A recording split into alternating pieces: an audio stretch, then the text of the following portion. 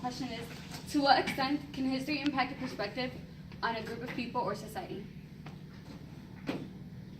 My stimulus materials were, the first article was attitudes towards Muslim women in the West and the historian as participants. These stimulus materials compared because it shows how history changes, and it could give someone a clear perspective to what they thought about certain things, certain events in history. And two things that caught my eye from both paragraphs, from both articles, were the eyewitness and eyewitness history. Eyewitness history means historical accounts written by those who directly observed at least some events described. So an example would be, let's use the examples like the Florida shooting.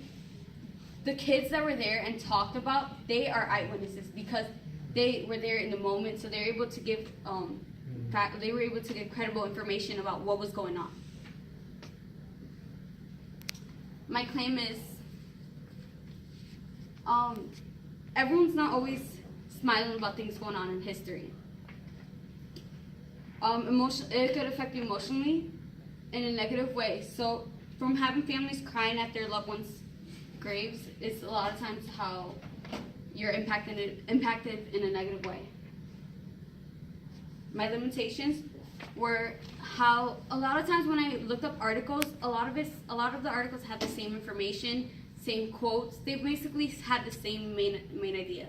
So when I wanted to add new information or new quotes, a lot of it was the same thing. My lens was historical. My perspective was the 9/11 and then the Florida shooting. 9/11.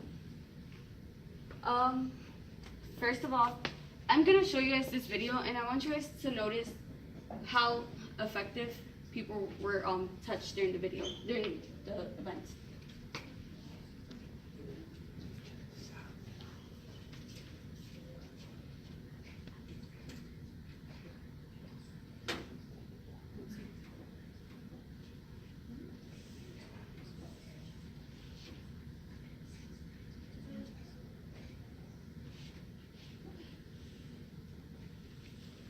Haskin was an executive at Kemper Insurance on the 36th floor of Tower 1 when the first plane hit. She was one of the last people to escape the building. There was debris and body parts and furniture falling outside the window. I lost 22 of my friends. I lost a man who I loved dearly. When she heard bin Laden had been killed, the memories came rushing back. It is not the window. And I need to figure out again how to recreate. I can only imagine. This is just one video from one person, one emotion. You might think that she was strong, and she wasn't like that sad or emotional, but that was because she was strong throughout the video. A lot of the other people were angry, sad, and some even wanted revenge. Millions of people were touched, from children to the president. Families went through so much pain if you lost someone. A lot of times families would go to their faith, meaning they would ask God they would ask God questions, reasons why things happening. And then when events were stopped for the news to air, meaning soccer games that were shown on TV, football games that were shown on TV, were stopped, so the news was able to tell the public what was going on. Some of the events that were being held to show respect, there would be candle vigils, moments of silence, and at the same time, celebrities would host concerts to fundraise for people to donate. For families that lost so much,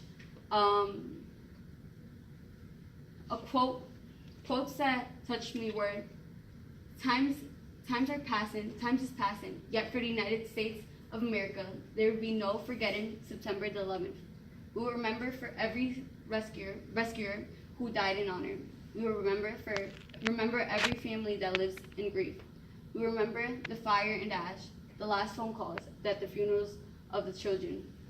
This quote was by President George W. Bush. And another quote that I found that was related to his quote was, "My son, firefighter Leon Smith Jr., who was the sunshine of my life. He gave his life so that others could live. I love you, I miss you, and we'll meet again soon. Aaron Smith." You could tell that there was pain in these families.